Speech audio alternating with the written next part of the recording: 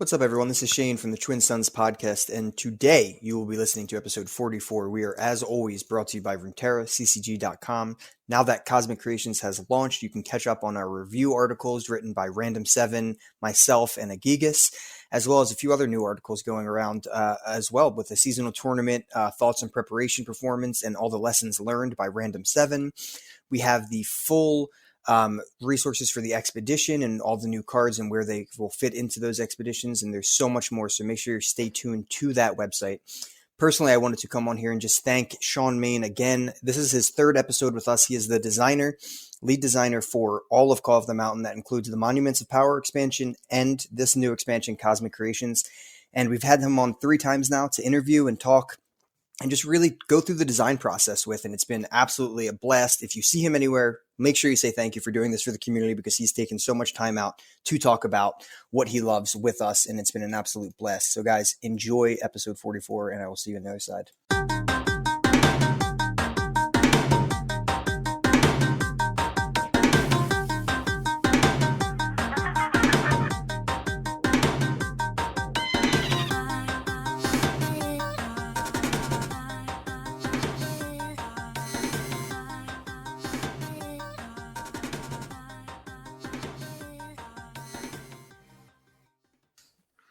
Hey everyone, and welcome back to the Twin Sunz podcast, your home for everything Legends of Rintera. I'm Shane. I'm Josh. And it's nice to be back. I'm Shawn. This is it, guys. This is the episode we've all been waiting for. The pinnacle. The pinnacle of what, 4 months? Top of the mountain. We've made it, and Zoe's at the top. That's who's at the top. This is Shawn. Shawn's been on the podcast. This is now your 3rd time. So not only are you the first, you're the only person we've ever had on twice, let alone 3 times. So people have a lot of catching up to do. Got to get Andrew in here a few more times. Yeah, well, busy guy. Sure. Man, yeah, I'm sure he had a blast when we were just nagging him about all the different questions. I think I talked to him about Black Spear for like 10 minutes. Yeah, it was good times. But Shawn, I guess for those who don't know you already, can you just give a quick, I guess, brief rundown of what your current position is and what you've done at Legends of Rintera? Yeah, absolutely. So my role is there are two things to mention.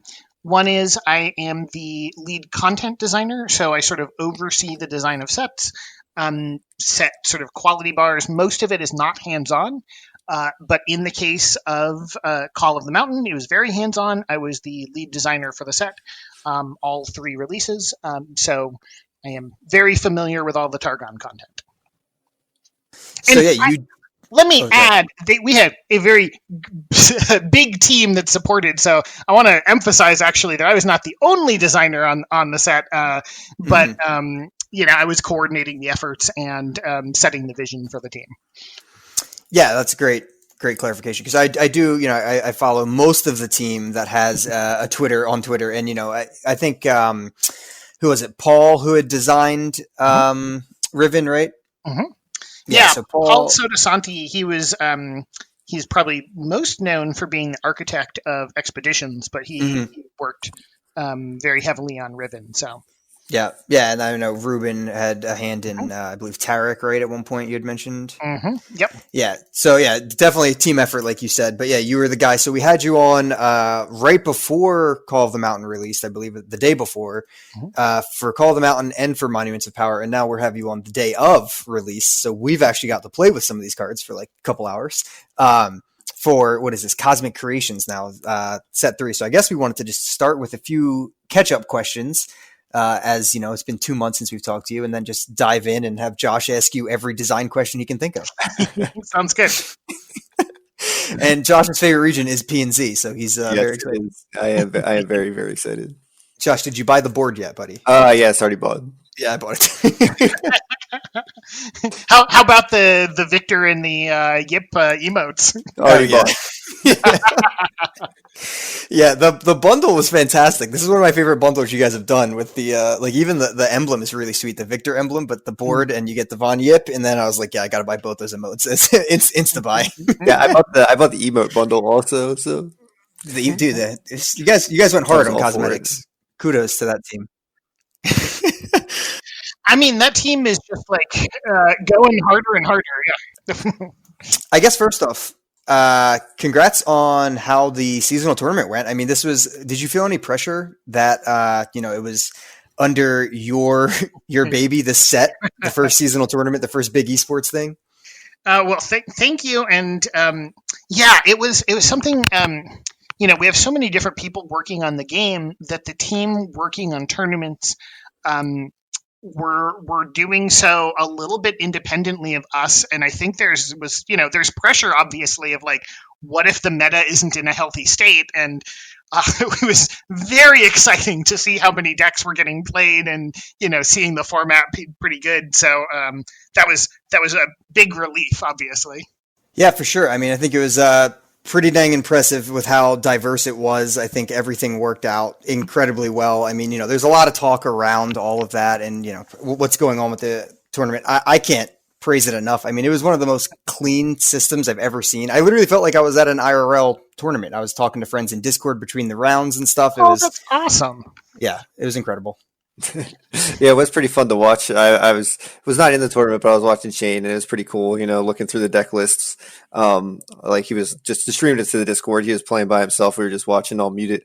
But he just looking at the deck lists, and then he's like, "I'm going to ban this one." He's just kind of talking through his moves. It was pretty cool. I actually enjoyed watching the games too. That is awesome. Yeah, I was. I mean, obviously, like the biggest things I feel like I was watching for is like, okay, how many rogue decks are we seeing that I've never really seen before? How many is there like a card that suddenly this is going to reveal was like crazy OP or something? And like obviously there were strong cards and strong decks, but like I'm really thrilled by like how open and how many different decks we saw, and I don't know it. I also thought it was really cool seeing like the internationalness of the community. Oh yeah, that was just really fun to watch. Yeah, it was awesome. I made it through a decent chunk of EU and NA, so that was really fun to watch. And the casters did an amazing job. So all around, fantastic work from everyone over there. And then of course you had to sneak in another thing in 2020 with prismatics. Now you guys are crazy. I mean, like you say, that team, the team working on cosmetics just keeps going, and they're adding more and more things. I'm really curious to see what the reception to prismatics are. But yeah, I like that there are more and more ways to bling out your cards. Yeah, absolutely. Yeah, our Discord is a huge fan, so you got at least a couple hundred people who are very excited about it. I guess before we actually dive into the cards, so a few more questions. But one is really in the whole aspect of this release cycle. This is the first time you guys did this for Rising Tides. You dropped all of the cards at once. Mm-hmm. This is the first time you guys did a release cycle where you released 2 smaller sets of 40 cards. Mm-hmm. Overall, that was probably my number one negative thing when we went into the beginning. That was kind of something I wasn't a huge fan of, just thinking about how the meta impact would happen based on the card releases. And I've come around to liking it a lot more than I did originally, which I think was, a good thing. What are your thoughts overall on it? Did you think it was successful? Did you guys, plan to do this more? I know you can't give details or anything, but just your overall idea on it. Yeah. I think, sorry, that was a bunch of questions. Let me run through those. So yeah, I think, overall, I feel like it was definitely successful in the sense of, if the choice, I think obviously, like if people could get everything and like right up front, that's really like attractive and desirable. But like in a world where like, we have choices to make around like, number of releases, size of releases.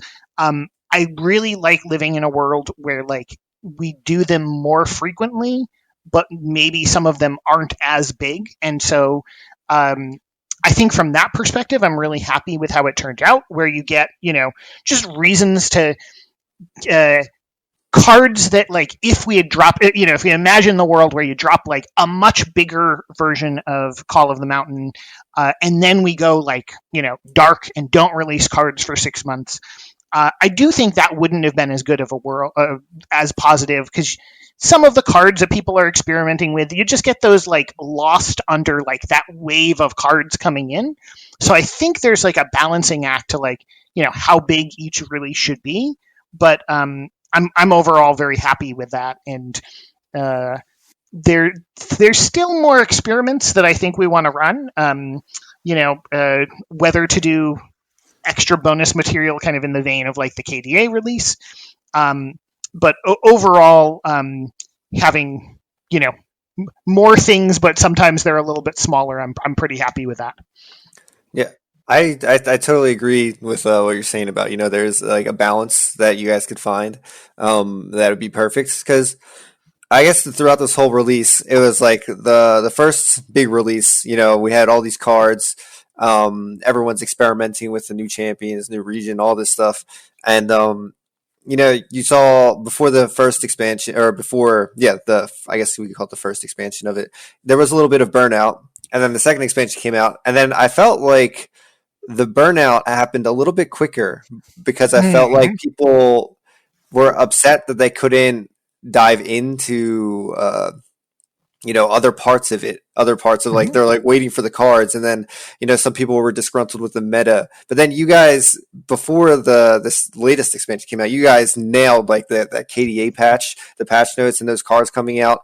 And I don't think there's any burnout. I think everyone has been thrilled with the game. I personally have seen through Twitter and YouTube and all these things, just like the game kind of explode in that kind of way. I feel like I just see tons of content everywhere now, and just people talking about it and telling people from Magic and Hearthstone to come over. And I feel like you guys really hit the balance with those KDA cards and the patch at the same time. And from there on, I feel like the game has been in like an incredible state. So I completely agree with, there is a balance where, those segmented releases with like one big one and some smaller ones can be absolutely perfect. Well, thank you, and that's awesome to hear. Yeah, I mean, that's definitely the dream. Is you're just starting to fall off. You don't want to live in that lull too long, but you want to have or at that point where it starts to dip just a little. Like, great, that's the perfect time to release the new content. And obviously, there's some amount where we'll get lucky because we'll always be off by a little bit, but it's really, really nice to hear that. So hopefully we can continue to hit that in the future. I am greatly looking forward to it. I have all the faith in the world in you guys. Well, thank you. I hope we can live up to that. Yeah, I think you guys said this perfectly. I feel like my pessimism of the topic was before that I knew you guys would actually release additional content or bonus content, like you called it, with something like KDA, as well as having the cycle of seasonal tournaments as well. I think both those things make the cadence of every 2 months like perfect. I think, like Josh was saying, just right before that moment is when I kind of had that hesitation of like, oh, maybe that is a little too quick, or maybe the dead zones are a little too deep. But I think with those type of cadences, it's so perfect. And then, obviously every 6 months is going to be just complete chaos once the next region comes out. So we all can look forward to that as well. I guess real quick, speaking of KDA, did you have anything to do with the design of those cards or anything? Yeah. So the main designer who was leading the effort was Yotam Heimberg, who has actually since left lore, but that was a big thing he worked on. But I was on the team collaborating with him, so I worked on the cards. Yeah. Nice, yeah. So if anyone wants to yell about Go Hard or something else, you're welcome to yell at me. I think, Go Hard is one that I feel of two minds about. I'm excited that it has had an impact. It probably is a little sharper than we would have wanted. Right. I think it's probably not a good thing when this deck is a really focused on draw cards because you have something like completely OP that your deck is all built around. Right. Obviously, that's kind of what the pattern was leaning into. So, I'm excited that it had an impact. But yeah, well, I'm sure it's a Steve Rubin question what to do next. So right. He's looked at that data more. Well, yeah, you dust your hands off, pass it on to Steve. Oh no, I don't. I want to sound like I'm absolving myself of responsibility, but at the same time, I do like that. So like you release these cards, and they don't really have ties to anything that is currently in the game besides them being cards in the game. And I like that they come out and they don't completely disappear. Obviously, people are going to experiment with them. But if they experiment with them and don't have success, then obviously they disappear. I like that you guys took the risk to at least make something that could be meta changing, that could be meta impactful. It's like you hear like, oh, only a couple cards are being released. What could they actually do? But you guys took like a card that could actually be built around for all of them. You gave more design space, and they actually have changed the meta, which I think is awesome. Even though people have had their issues with Go Hard. Yeah, the goal for those cards was to be both reflective of the characters and particularly like the KDA versions of those characters, and then also just like big, splashy, exciting epics. And the meta considerations were kind of secondary. And I think like there's some really exciting lines of text there that might not be hitting the meta, but like I love building around. Oh no, I'm going to fail myself immediately on all card names. But the one where like all your buffs are permanent is just like a delight to build around. Yeah, that one's pretty dang solid. All of the designs for all of them are, like Josh was saying, are super out there, and like you said, there's a lot of text on the cards, and I feel like there was a lot of praise around how insane all of those cards were. Yeah. If you're going to release... Oh, no, I'm sorry. No, go for it. I was going to say, if you're going to release just like a little bit of cards right there, then, they kind of have to be like, very out there. They have to be extravagant cards that make an impact on something. Yeah, and the other thing, obviously, there's been some amount of controversialness around like the KDA theming, which right. I think part of me understands, like, we kind of have been living in Runeterra and then suddenly dropped this like completely different like K-pop aesthetic in the middle of it, and that's kind of jarring, especially without the context.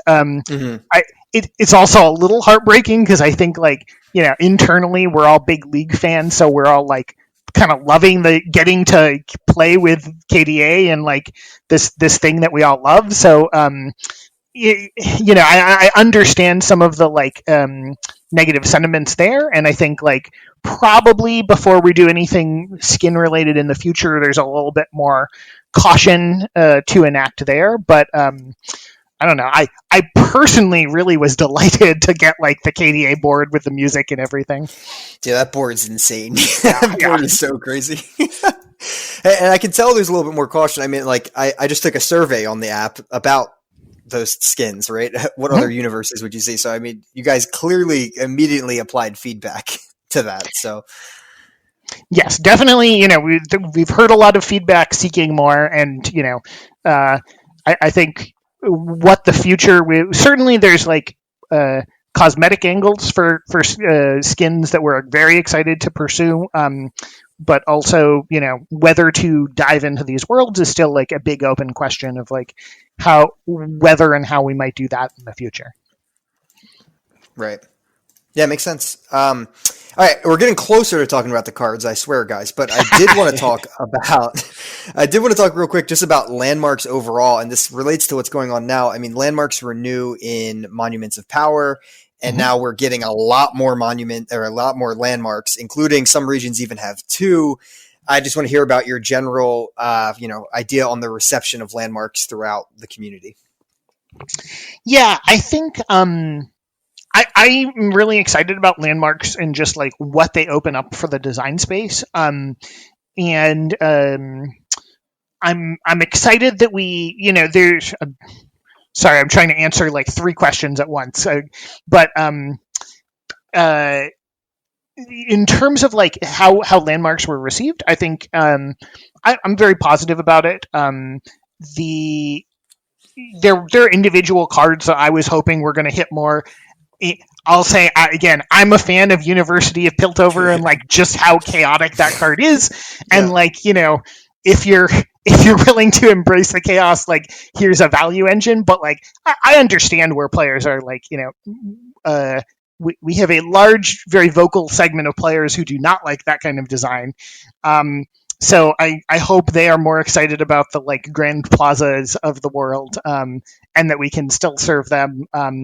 But yeah, I really like, particularly, I'd say, as a designer, all the opportunities that it opens up for us to have like these kind of board developmental plays that are not themselves units. So you have this like big trade-off that you get to make, and they let us do cool things thematically. Yeah, for sure. I mean, tying a win condition to one in, Yep. Monuments of Power easily, puts a flag in the ground of, hey, we care about this type of card, right? So, and then, yeah, we're getting a lot more. So we'll talk about all of them. We'll talk about, we'll talk about Targon's Peak. All right, guys, don't worry. We'll get there. Okay, I guess the last question before we get into this, Josh, and I think we were talking about this a little bit, but it was how, last time you had mentioned that a couple cards were changed prior to the release of Monuments of Power, like some stat adjustments, some slight things, and we saw Eclipse Dragon. I think you had mentioned Eclipse Dragon was actually one of those, and now that change maybe have been reverted, or another change has come now that it's a 7/7. Did you guys adjust anything in these cards leading up to this? If you can reveal, if you can't, totally fine. Just something I'm curious about. There were no late changes in quite that way.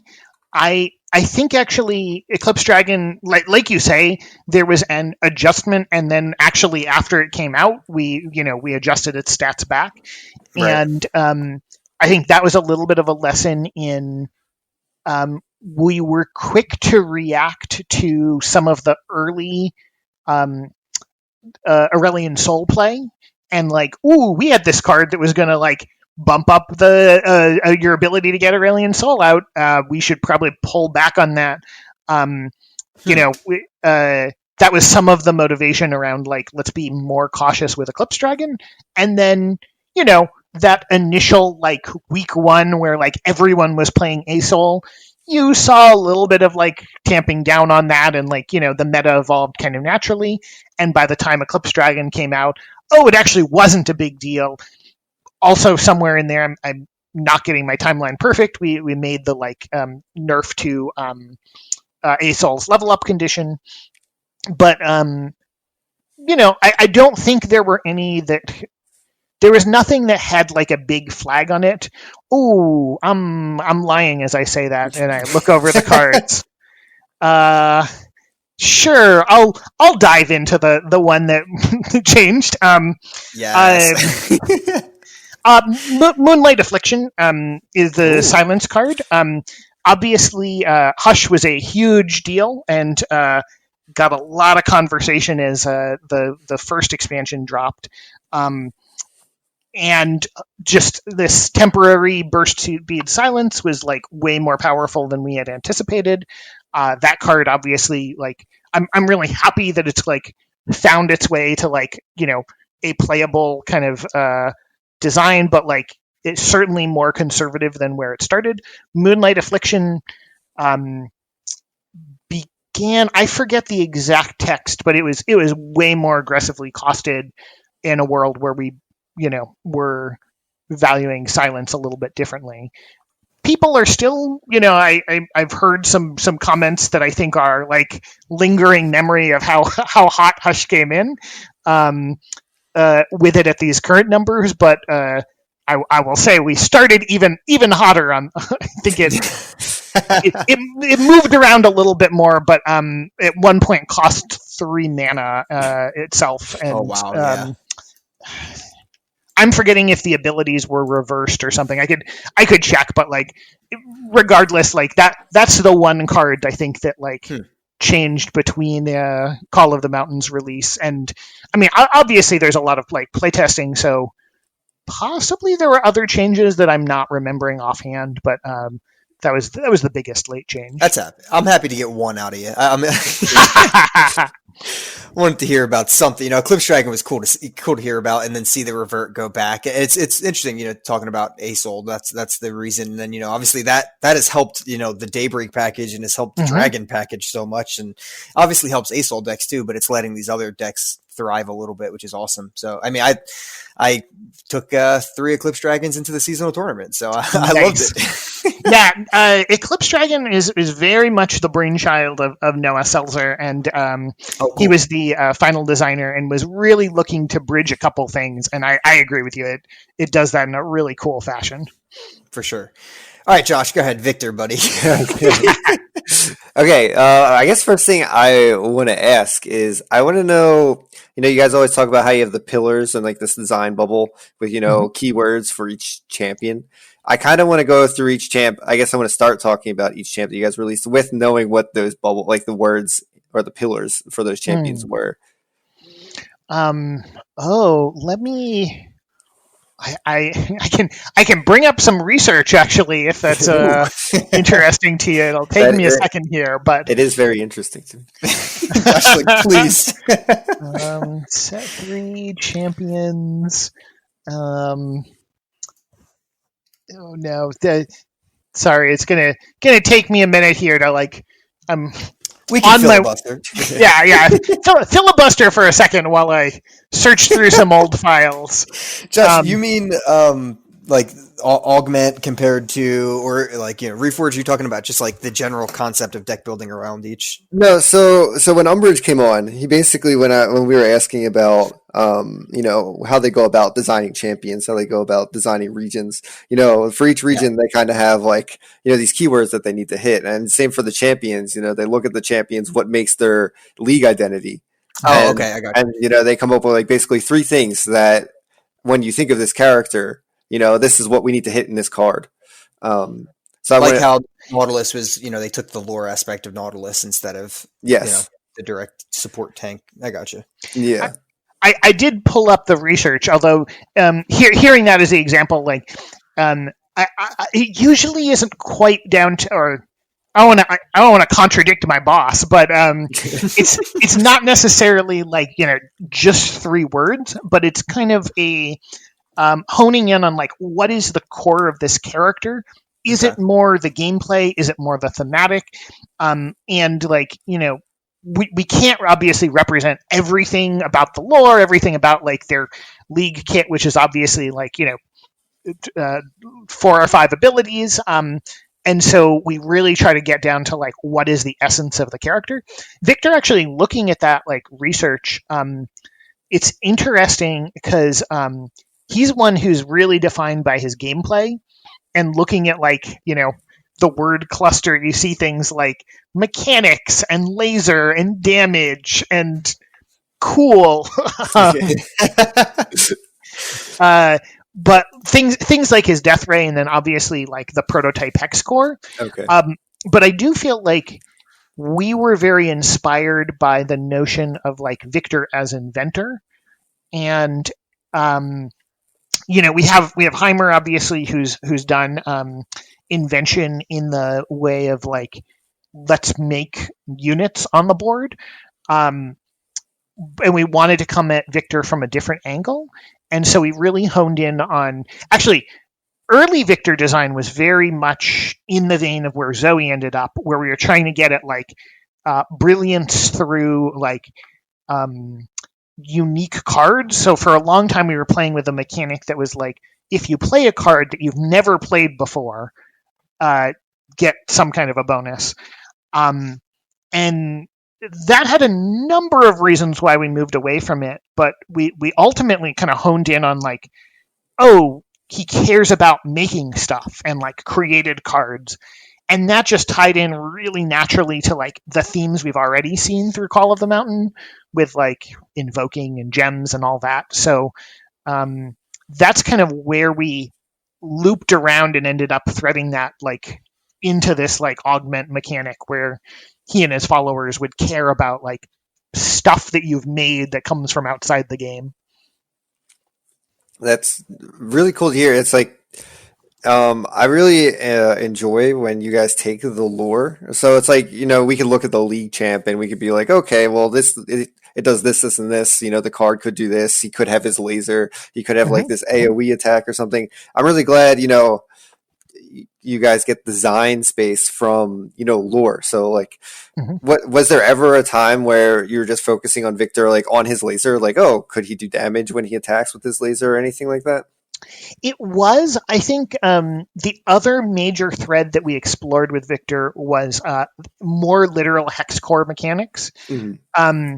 We obviously went with like the keyword upgrade, but we spent a long time pursuing almost like his hex core was like a landmark that you got, or every time it was a card that you got in hand, and every time you picked one of a suite of bonuses for him to gain, and he only got to level 2 once you'd like already layered on all these abilities to him. That like hex core gameplay was one we pursued for a long time before kind of landing on, well, the hex core upgrades him, and that's enough, and will make his card care about like invention as its main theme.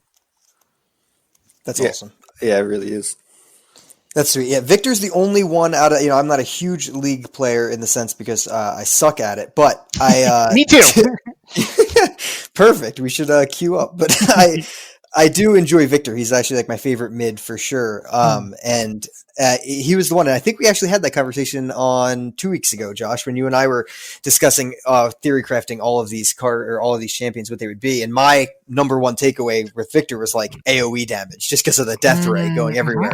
And I love that interpretation here. If it's just like beam, beam, beam, you get 3 of them and then get to blast folks out. So that's awesome. And then obviously the inventor side, I feel like what you guys landed on with Augment is genius in the set that it's in, because like you said, it works perfectly with gems. It works perfectly with Invoke in general. But then it also is just such a nice card to come out now because it brings back so many old archetypes and old cards that work so well, even Shrooms in its own region. And just anything like that. It's probably one of my favorite keywords that you guys have ever put out because of how wide open it is for deck building. Oh, thank you. I wish I could tell you offhand who the designer was who came up with it in the end. It might have been Mark Sassenrath. I know he came up with the earlier versions, but I agree with you. I'm really happy with where Augment ended up. Yeah, it's pretty insane. I love it. I'm looking at the other P and Z cards before we move on to a different champion, because there's a lot of P and Z cards here that are pretty insane. Josh, any to stand out to you? I feel like his 3 little followers, at least the Neandroid and the Ballistic Bot, we got to talk about for a second. Those 2 seem so good. And is there any stories behind the Android that I mean, look at it. It's the evolved form of Catastrophe, the Professor Von Yipcat. Yeah, I am delighted. I obviously we don't have we've got VO and things, but there's the stories that we're telling ourselves about the cards, and I just imagine him as this like Lex Luthor character who keeps showing up as a villain, but he's reinvented himself every time, because in the first he had the giant body the first time, now he's got to be sleek and stealthy, and so he built a new body, and I don't know. I'm very amused by the character. He's the Terminator, pretty much. I love the comparisons of him and Rengar. They both have the one eye. Oh my gosh, I love it. Yeah, but both of those, I mean, they're both super powerful, and I feel like Ballistic Bot, you take the Augment keyword and you're like, all right, this guy helps a lot of things, but then you add the Ignition and it's like, all right, now he opens up Plunder, he opens up other formats. And was the goal of this P and Z stuff to make P and Z be able to deck build with so much more in general? That's what it seems like. It was not an explicit goal, but it's kind of a natural consequence of, I think that, there's a balancing act between doing some decks that are a little bit more like straightforward linear, Poros or Daybreak Nightfall, and ones that are like, oh no, this has a pattern, but like there's a lot of things that can fit in here, and like Augment is really fun in that way, because like there's so many different things that like care about created cards, or like you say with Ballistic Bot, like great, the output is damage is like fits into all kinds of things. I'll credit one more designer of Shawn Lee was one of the final designers on the team, and I know she did a lot of work late, really moving around the different augment units and like putting them at different costs and trying them in different combinations. And so like for a long time, Ballistic Bot was like in the kind of mechanized mimic space of like, it was the big top end one. And she pulled it way down as like, no, this one's going to power up the rest of your guys. And that was, I think, a great move. Yeah, Josh, you've been playing with that all day, right? Ballistic Bot? Yeah, I found I was actually using Mr. Emotional's burn deck that he's been putting out. I don't know if you've seen it on Twitter, but yeah, just abusing Ballistic Bot and the ignition, and then he just gets super big and you're pinging for one every turn. It's beautiful with burn. Nice. I feel kind of dirty. Playing burn on day one. I'm sitting over here playing Riven Fizz all day, but sure, Josh. Anything else in P and Z, Josh, that you wanted to talk about? In P and Z, I just am so happy that there's more design space and it's not just Mystic Shot and Thermo Beam. Yeah. I mean, I was deck building with the P and Z. I was theory crafting before the cards came out, and then today I instantly jumped in, like looking at Ezreal decks, looking at Victor decks, looking what just putting things together and just playing normal matches, seeing what worked well. I was having a blast. I was trying everything that I could, and I love iterative improvement. It's a super fun card to play around with like certain followers. I was using it on Zap, and I mean, that card, Wraithcaller and Zap, I was just having a blast. Nice, yeah. Just putting more Mistwraiths on the board. I think that is a great card to just use as creation and, to abuse certain things. Yeah, I mean, we could even talk about it for a second. I mean, as far as like the 2 burst speed slot, like that, I feel like has become the most powerful slot in the game with these expansions. Pale Cascade, now Hush lands there. I know it originally wasn't, but Sharp Sight's really strong. Iterative Improvement, Guiding Touch, Stalking Shadows. Was there intention behind, you guys saw that a lot of people were saving mana on turn 1. Let's make really strong 2-cost spell. Was there any reason, or it kind of just happened to go that way? It's a really interesting question. It's a great Noah Seltzer question as the final design lead for the set. Because I am sure he had this in his mind as we did a lot of the balance. So from my perspective, it wasn't really deliberate as much as there's the game is interesting to design for, in that we have kind of numbers are pretty chunky. This isn't a game like like a JRPG where like you deal 1,000 damage and now like plus 10% is something you can layer on as a bonus. Like, 1 versus 2 is like, this huge jump in terms of like how much you are investing. And then there's obviously these other breakpoints like 3 or 4 with your spell mana. But I think this is me. I'm terrified if I said this, like Noah is going to look over my shoulder and disagree with me. But like 2, I feel like is a pretty interesting number because like you are dedicating resources to it. Like to take like the Stalking Shadows example, that's a big payoff. But you really are investing in like having enough units in your deck. Taking a turn off that you could be developing your board, and having those moments where like, okay, there was a meaningful trade-off, but I'm also seeing the payoff for it, I think is really satisfying. And so, I mean, I'm hoping iterative improvement kind of lives in that same space of like, okay, it is meaningful that I am playing this instead of developing my board, but I'm hopefully getting paid off for it because I'm now bringing in something that's bigger than before. Yeah, I think it's well said. I feel like it definitely is. And the play patterns of all the 2-cost spells have felt amazing. They've been a blast to play with. So, I mean, I'm super excited to play with Iterative for sure. I guess we can move on to Zoe. We got Targon stuff here. I guess we'll go Zoe, then Riven after, and then mix in some other random cards. But as far as Zoe goes, I mean, how did you guys end up at another one cost champion here? Yeah, it's interesting. She went up and down in cost at various points. We didn't set out for her to be one cost, but I'll say I'm delighted that we ended up there. Similar to like Assault started at 10 and then kind of wandered down and then wandered back up to 10. And I'm delighted that the two champs that are so like quintessentially Targon and working with kind of the Invoke themes are like at literal opposite ends of the spectrum in terms of how much I did not they think cost. of that at all. Is just a really fun little detail for me. But no, she moved to one cost pretty organically, as we wanted her to get more focused on sort of the pattern of like generating stuff for you. She kind of naturally drifted down as one that like either you are playing very early and you're getting, this payoff of cards out of her, or, I think there are more sophisticated plays to make around like your opponent's shields are down. Now you can sneak in this one cost card and start playing around that. But yeah, the one cost was not a goal, more of something that emerged as we found a pattern we liked for her. She's definitely like very interesting. Like when we were theory crafting her, I had no idea which route you guys were going to take.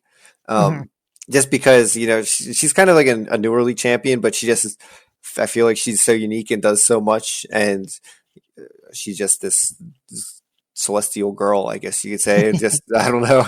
But so I was really confused or I shouldn't say confused, just didn't know, like Victor, you could kind of tell, you're going for lasers, you're going for hex core. Zoe, I just had no idea what you could do for a design space for a card. And I was, adding on to her, to like using the created cards, I thought was great. But her being one cost saddens me so much. I'll pin that for 1 sec. Let me in here where I'm crediting different designers. Let me throw to James Hada, because he is a Zoe main in League. He's a very good League player, and he mains Zoe, and he was very insistent as we were working on Zoe's design that her character mattered actually more than her kit, which was really interesting because in League she is so known for, and I'm sure I'm going to get all the terminology wrong, but like for popping out of portals, sniping people, running away, having this incredibly high skill curve with like the paddle star. And he was like, no, at her core, she is this, almost chaotic being, and we really wanted to like lean into the mischief, and that's where kind of the multiple cards came from. I'm really curious because, like you're saying, getting back to the one cost, the obvious community reaction so far has been around like the vulnerability that's there, and it's an interesting one. Her level 2 is obviously like super powerful. There's a value play of like, if you get in and get the super cool star chart off of her Nexus Strike and they kill her immediately, you're up a card for, probably like neutral or even mana gain on your opponent. If they've invested a card to kill her and she's netted you a card, you're coming out of that equation pretty well.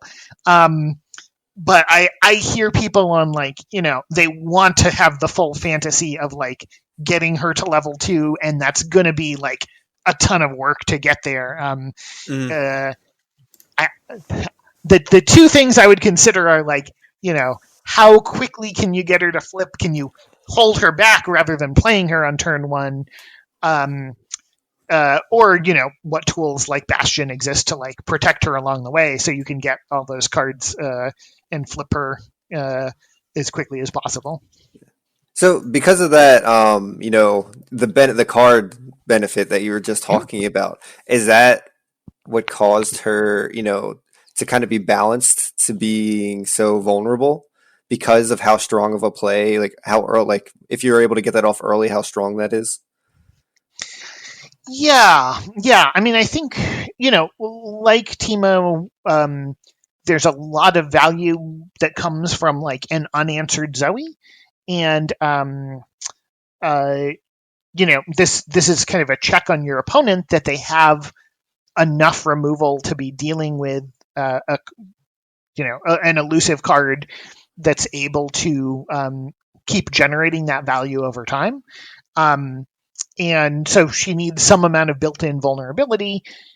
There are probably other paths of like a 3-mana 1/3 Zoe that we could have pursued, but and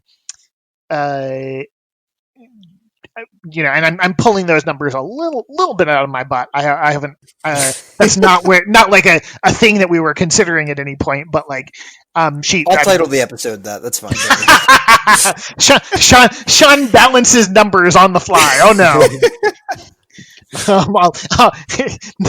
I'll lose all trust with your listeners if we do too much of that. Yeah, I mean, obviously I am hopeful that these numbers are going to work out.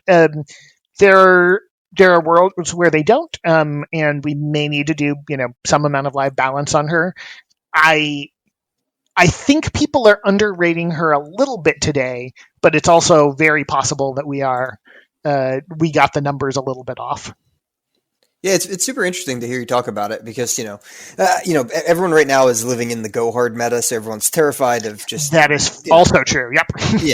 Yeah, people are terrified of that. But I think a big point, and I think some people are overlooking it as well, is that when you do get a Nexus Strike with her, the card you create isn't fleeting, so you just get card advantage. So it's an extremely strong. But it's definitely in most senses stronger than just 5 shrooms in a deck because you now have card advantage, and that card just so happens to synergize with the rest of the region and Victor and other things as well.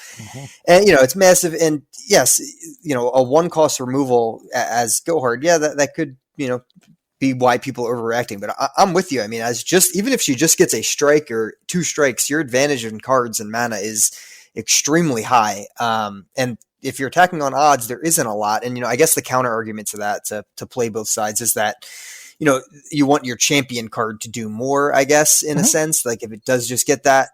But like, she leveled today and, I killed her and then I reread her ability and I was like, oh no, those buffs don't go away because she says for the rest of the game. And then I surrendered. So yes, there is payoff. Yeah. Seems good. The piece that I'm definitely very much hearing from fans in kind of their fears with like Zoe's vulnerability is like, the dream is to have your champ stick around and like be able to achieve their level 2. And there's obviously like a balancing act there where like, we need the vulnerabilities and the champs that are going to have the big payoff. But there are worlds where I'm trying to thread a needle as I word this because I don't want to say this wrong, but like, there's a balancing act of like how vulnerable versus persistent a champ needs to be, and you can. This is going to get real game designy for a second, but like you can imagine where like we could make the removal like baseline just worse than the champs, and then removal really isn't getting played. This is mostly about like units directly bashing into each other, and actually for a large part, I'd say our game has chosen that like the card that's like kill anything is 7 mana in the game. So like right. we mostly want things to be sticking around, but we could pursue something where baseline removal is better than units. We've chosen to lean on like units are strong, removal is a little bit weak. The cards that protect units are also pretty strong. Over time, I think we've upped the removal part of it a little bit. But I still think like how do I say this? you know, there's a world where, like, you the big dream is clearly like, I have played my champion, I've fought through a bunch of opposition, I've gotten them to level 2, and probably, there are more tools that we could do to like support that central fantasy, whether it's like, giving champs a little bit more durability, being a little bit more cautious with removal spells, or like, protective spells, also being strong. And I think as we, the balance of those three elements kind of shifts a little bit over time. And I think the removal has gotten a little bit stronger, and, maybe we need to start printing a few more good answers to removal. I'd say that Demacia spell that gives +2/+2 is a pretty good one, but we'll see if there needs to be even more in the system. Yeah, that one's pretty solid, and kind of leads into the next question, because that one allows you to block. I appreciate you listening to me monologue there for a second about design. So, of course, I know I went off on a tangent. It made sense. I followed it, and I feel like you said, though, like what is sharp sight, right? +2/+2 blocks elusive. Kind of brings back my next question. I mean, like, there's a lot of elusive love in this release here, between obviously the printed, Terminator, Neandroid, and Zoe and the Sparklefly, but also just the sharing of keywords between Mechanized Mimic and Zoe's leveled up condition and things like that. Is elusive something that you guys were, trying to push at this region? I guess, like, why now for all of the elusiveness to get dropped at the same time? Was that, on purpose? Wasn't super conscientious, although I'll say, when the game launched, elusive came in real hot. In that world where, like, units are bashing into each other, a very strong way to go around it was play, these unblockable units. For sure. We pulled back a little bit on like numbers in a few places, as well as making cards like Sharp Sight that were like good answers to elusive. And I think we just view, elusive is still very much a tool in the overall toolbox, and we think it's a valuable part of the game. And so, here there's some definite elusive units, although you'll notice there's not anything that's like giant and elusive that's just going to like be coming out, too early. At least unless we've screwed something up. But it's just, I'd say it's still a tool in our toolbox, and still something we want players to have access to. Yeah. Timing wise, I feel like it's perfect. I mean, it went away for a little bit and simmered down some of that hotness it started with, but now lately I've been like, I want to bring elusives back. I forgot. Even, the best card you released this set, the freaking Wiggly Burblefish, brings brings back all the I was just crying on the podcast a couple episodes ago. I'm like, I really want to play, Slippery Wave Rider and all those elusives, and now we have the one true being, the Wiggly Burblefish. So yeah, all of the elusive stuff has hyped me up. But we'll talk about that in a second. Anything else in Targon, Josh, that you wanted to talk about here? Oh yeah, I don't like comparing spells between regions, but with the release of Paddlestar, everyone has just been comparing its Ravenous Flock and how it's terrible compared to it. I just wanted to get your reasoning on making it like a worse version of Ravenous Flock. Yeah.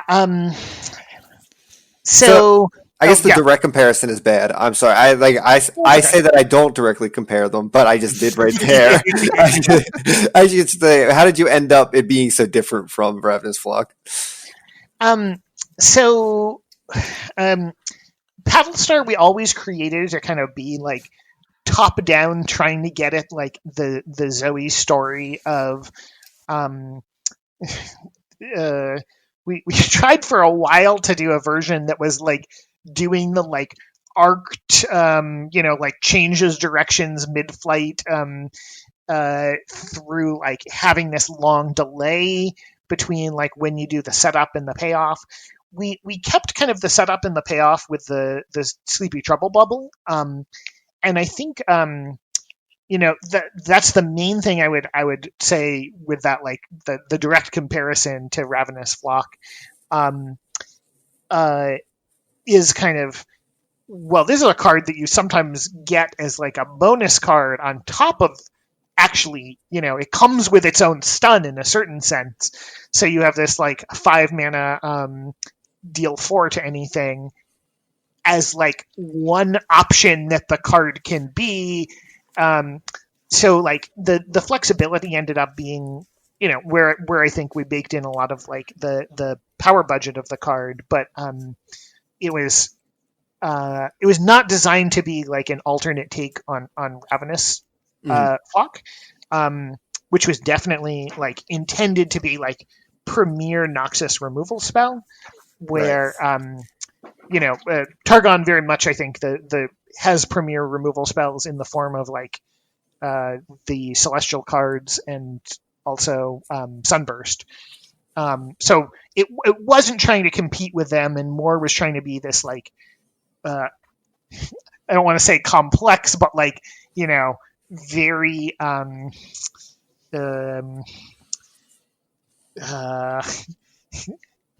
tricky to use, full of options, kind of like card to support Zoe potentially, because you've got the like 2 cards in one, you've got the like created card off of it, and you've got like this pretty high flexibility to how the package of Trouble Bubble and Petal Star operate. So that's how it ended up roughly in the shape that it did. You're weighing that versatility compared to the just the one cost. That's a great answer. It makes sense. It does synergize with a lot more, and it's not the premier removal, right? Like Noxus doesn't have a lot that plays into the stun package that they have, so it's nice that they have Flock for that reason. Yeah. I mean, I think there's a weird. This came up a little bit. I've seen a few posts about like iterative improvement compared to like Blood for Blood, and there's an easy pattern to get into where you simultaneously compare every new card to like old cards, and like that makes perfect sense that players do that. But like in the one case, like, ooh, this is a card at like the very tippy top of the power curve with Ravenous Flock, and then Blood for Blood is one that like I hope some people are playing, but like that's not top of the line. We can print better versions of that. Right, yeah. Fair point. And yeah, cross regions is always different and everything as well. That is also very true. Yeah, with the pack, yeah, definitely. I guess the big question is did Targon's Peak ruin the game, Shawn? That's what Twitter's telling me before we start. I have seen a lot of in testing. I've seen a lot of ASOLs get played off Targon's Peak, and I will say it is definitely balanced with that play very specifically in mind. Yeah, I feel like people are screenshotting the one time it happened, but not screenshotting the 4 times they lost to aggro. Well, or the time when your opponent, gets a free vengeance off of it, or gets their own free ASOL off of it, and they didn't need to invest playing Targon's Peak. Right? Yeah, their curve still played out. Yeah. All right, so the answer is no, it did not ruin it. I sure hope it doesn't. All right, well, we got to move on to Riven as we're moving into this. So, Riven, Josh, do you have any particular overall question for Riven? Question for Riven? I do have. You want to know? I have complaints. No, I was like, Riven's my favorite one. No. Her design space is very, very cool. I was just overwhelmed. In your playtesting, have you ever she's played on turn 3 and then turn 4? There's just 10 cards played and you have no idea what's going on. Well, I'll definitely say to that end, with things overlapping that you've already seen, there was a time when the blade fragments didn't have that can't be cast in combat, and oh wow, boy, she was way harder to play against in that world where you have to track your opponent's hand through the whole thing. So, yes, I'm excited where Riven ended up. I'm even excited a little bit if she's a powerful card. But yeah, she is doing a lot. It's true. Yeah, I went into a match and I was like, "Oh, this is Riven. This should be fun." And then it's like, turn 4, there's like 2 fragments played. Turn 5, the Blade of Exiles comes out and weapons hilt is being used and another fragment's being used. I'm like, "What is even going on?" And she's sitting at 8 damage already. I'm like, I don't know what's happening. Now, as a League player, tell me, did we capture Riven from? I was gonna say, I honestly felt like I was getting smacked 3 times with her blade. But yeah, her design is really cool. But I was just baffled when I was seeing all this going on because like you see all these cards and it's really hard to play out a turn or like a sequence of turns with the the cards when they're released. And actually seeing it happen, I was like, wow, there is a ton going on, and her design allows for a lot of other champions. Like Lee Sin has another space now. Things that, and then you made Zoe and Victor, and it's like, who knows where they'll go because she has so many creative cards and so many cards being played so quickly. I just want to know, basically, from, she's known for her 3 attacks in a row, and then her big blade. So it's like, how did you guys go from there, to this? Like, what were the iterative steps to that? Oh, yeah. So she was very much one that, like, we were very much inspired by, like, how she plays in League. And like I said, I'm not the biggest League player, but our team is full of people, and they have really emphasized like Riven plays like she's a fighting game character who wandered into a MOBA, and like so we really wanted to capture like that she's like both the combo kind of way that she plays, and then also like the like surprise of it, like by putting it as like a combat trick in your hand, there's a little bit of like, play against where like, do they have it? Are they going to be able to pull it off? And early on, it was actually really focused on like powering her up, and the tricks were mostly about like giving her stats. And she was just this like, OTK kind of combo card. That wasn't quite where we wanted her. We wanted her to be like, more of a skill expression.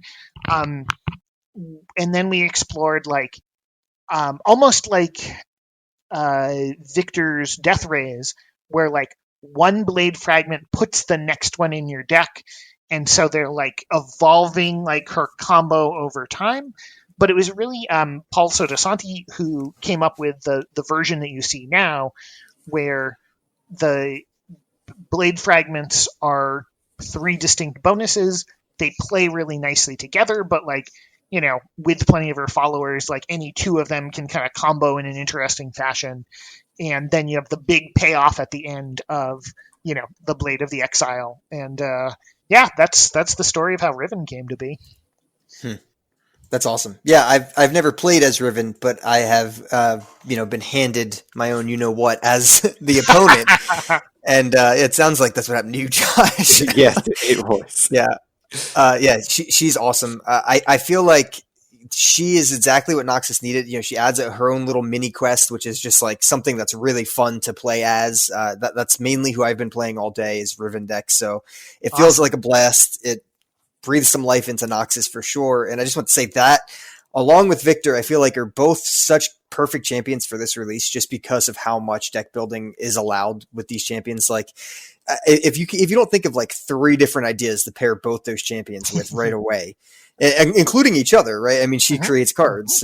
So it's like, it's just so great. I feel like the payoff for all of the P&Z and Noxus fans who are waiting for a new champion, I feel like you guys should be extremely happy right now. Yeah, well, thank you. I'm really excited to see, as people experiment with those different Riven decks and the different Zoe and Victor decks, where those land, what pairings people find particularly fruitful and successful. Yeah, for sure. I can't wait to keep playing with them. We have a couple Discord questions, but is it all right? Do we have a second to talk about the other cards from the other regions real quick, if that's all right?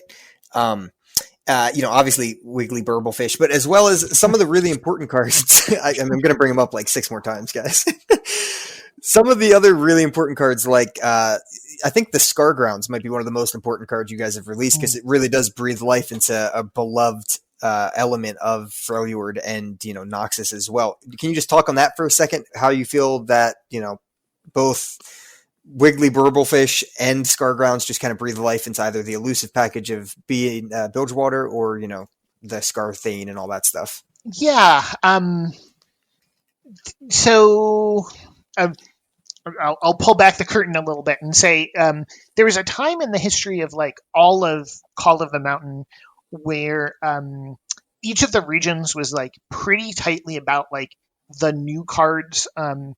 And it actually was this pretty big move for us to like open that up and like be like, hey, we're gonna need to print a few more cards. Can we get the like art and all the support in here to like do a few more that are like creating these throwbacks, creating these interesting textures. And both of these are like ones that kind of are payoff from that. Scargrounds very specifically, again, I'll mention Noah Selzer because actually both of these are him. And Scargrounds was going back to a version of what is the card's name? 4 mana Legion Veteran. Yes. Early in its design, Legion Veteran was when another ally survives damage, grant it +1/+1. And that seems really like a small difference that it also granted health, but it would create like this was the like huge payoff for the whole Scars self-damage pattern, because being damaged meant you were better at being damaged, and you could create these like meat grinders, I think was the term someone used, where the self-damage just keeps perpetuating and your units are huge at the end of the day. And obviously we moved away from that because it was like really complex play against. And Scars obviously is one, kind of famously, he's been a little bit hard to get off the ground for in any competitive sense. And Noah really wanted to make a card that recaptured that early Legion Veteran kind of play pattern. And so initially this just had that line of text directly.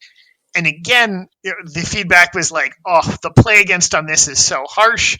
And he was like, okay, well, we'll move to tough. So like, it still makes the unit more efficient at taking damage.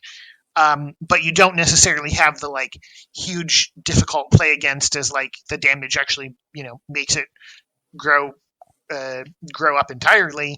And this I'm really excited. I'm really excited to see what this does for those Scars decks. Yeah, that's the story of how Scargrounds came to be. It's the perfect card. I love it. It's such a spicy ad. I feel like every time you guys have released the off region cards, like just the 2 of or 3 of cards that you've released that weren't the star of that release, I feel like they've all been so spicy. Like Jack the Winner was such a good example of that, how crazy he was. Scargrounds, I think, is going to clearly be a winner, as along with the Grand Plaza, like both those. And before we move on the Discord questions, I just like Mikey got to thank you for making dragons. I have to personally thank you for the Solari Sunforger. So whoever designed that, thank you. I've been crediting other people. That one was me. Let's go. I was like, let's give a little bit more love to like Daybreak and Nightfall here. So we added the like 2 cards to like give them a little bit of nuance. Actually, the 2 of those and Evershade Stalker, which I haven't seen get as much talk, but like that can create some nutty plays. Yes, it can. Yeah, I'm excited to see what people do with that one. I was actually using it earlier.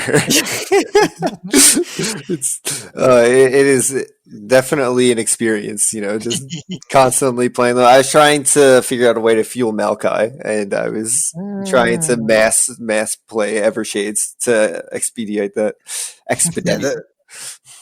Yeah, that card's hilarious. Yes, Sunforger is just every time I've hit Masters, other than I think once, was just abusing Radiant Guardian. So now it's going to be 100%. That lifesteal on turn 4 or 5, man. Yeah, so important. What your mid-range deck needs, just like more sustain. That's it. Just I mean, Daybreak doesn't have enough. We need all of it, baby. I love it. All right, so I'll rapid fire some questions from Discord real quick before we let you go, if that's all right. Alf asks, with more spells coming out with the can't be cast during combat, will we get a keyword in the future? Very possibly. I think we have found this a fruitful enough design space. Players have embraced it. We want to use it more, and so like as soon as we have critical mass, I think we will turn this into either a keyword or a new spell speed entirely. I think very likely.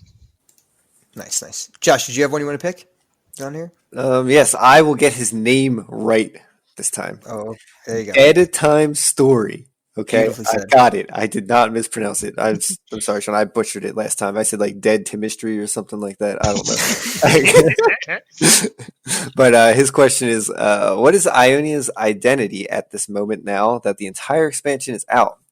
Is it substantially weaker, like P&Z in the first 2/3 of the set, or is there something you feel the community is missing?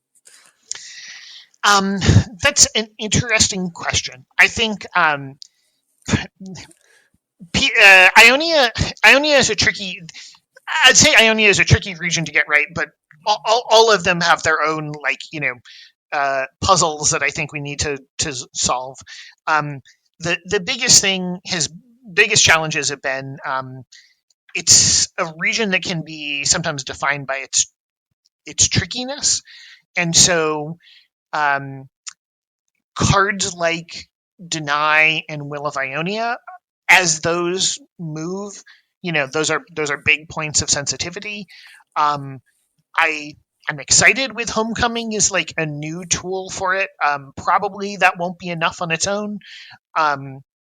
But certainly Ionia has had some very strong decks at various points, and it comes and goes with like small shifts in the meta. So I don't think there's anything that like the community isn't getting, other than we nerfed a premier piece of removal in the region for good reason, but you are definitely seeing the consequences in the region, and so hopefully we'll find new ways to like inject some life in there. But I think Ioni has a pretty cool set of tools between like all the recall enemies, recall your own stuff, elusive combat tricks. Combat tricks is probably the only one that as we've gotten a little bit stronger in other regions, there's a little bit where Ionia has suffered there, but overall I think we have the tools in place, and it's just getting the balance right. That was a great question, Dead Chemistry. I'm still going to butcher it on purpose. This next question is directly related to you, since you said you had a strong hand in the Evershade Stalker. Did the Evershade Stalker ever create an exact copy that kept its buff, and was that as broken with Oblivious Islander, Encroaching Darkness, as I think it would have been? And that question is brought to you by Extrangi. I don't remember if we ever had exact. I will tell you the fear I have that I'm pretty sure is the reason we didn't ever explore that is, well, one is there's a weird thing where like creating an exact copy of something that's in play can cause some weird chaos. You don't ever want to like copy something in hand that already has damage on it. I know that's not quite what they're suggesting, but there's weird consequences like that. But the biggest one I'll say is like if you make it cost 0 and it's an exact copy, chaos ensues. Good point. So I mean they hinted that with the Oblivious Islander, but yeah, I am quite certain 0 being able to play this for free makes you real sad and would need to prevent that in some other way. Yeah, it makes sense. All right, I'm going to close out with this last question here because I think it's very interesting. It's also by Extranji, and it's how do you go about designing a card like Hunt the Weak, which is outside of the region's normal identity? Was it always a hand disruption card for Noxus, or was it ever supposed to be in a different region or a different effect? And I went with that because I do think that's one of the more interesting cards that we got here. I think it's, we haven't seen a whole lot of hand disruption other than Sleight of Hand, I believe, from Bilgewater. So obviously that's a big thing in other TCGs. So I guess, what are your thoughts on that? Yeah, so it always was hand disruption. It always was in Noxus. We've been cautious, like you say, about hand disruption, where we kind of dipped our toe a little bit into it with Sleight of Hand. Actually, let me go back in time. With set one, it was a very conscious decision of it is a feel bad. We know from coming from other CCGs that denying you the ability to play something before you've even gotten a chance to is a pretty rough thing. That said, it is valuable design space to play around with, because basically the more we give you interaction for different zones of the game, the more we can make those meaningful places to play around. So imagine a world where there's lots of cards like Pursuit of and I'm not saying this is the world we would live in, but just as a theoretical, imagine we did a lot of cards that were Pursuit of Perfection, which I'm very excited about as a card. We need to give you axes that you can interact with something like that. And so, the more space where we have interaction, the more we get just unique kind of designs, and you get to play around with more unique cards. And so it's something that we always wanted to, play around with. I think, you may see more of it in the future. It is now, part of Noxus's region identity and plays into these themes of they're very much punish the weak. And Right. It's still very much a dipping our toe in. This is a great answer card in some specific scenarios, but we're still a ways away from anything that's just look at your opponent's hand, strip out a card. But Right. we do want the ability to answer your opponent's hand and answer things in other zones. So that's how that card came to be. I like it. I think it actually adds a really cool thing to Noxus, because Noxus is, generally a little bit more straightforward of a region, which there's no problem with that. It's just the reality of the region is beat face a little bit. So I like to add that a little bit of a flex to the region. I think, like you said, it's a design space we haven't seen a whole lot of. And if I had to pick a region I'd want it to go into, yeah, it probably fits better into Bilgewater thematically and from what we've seen. But, they have enough going on. So give it to another region. Yeah. I think we'll see how that goes as a space in the future. Right. Yeah. Well, Shawn, I extremely appreciate this. Coming on 3 times, let alone once, was extremely generous with your time. We can't thank you enough. Thank you so much. Oh, it's been my pleasure, and it's exciting to come in and tell all these design stories. So, thank you for listening to me prattle. Anytime.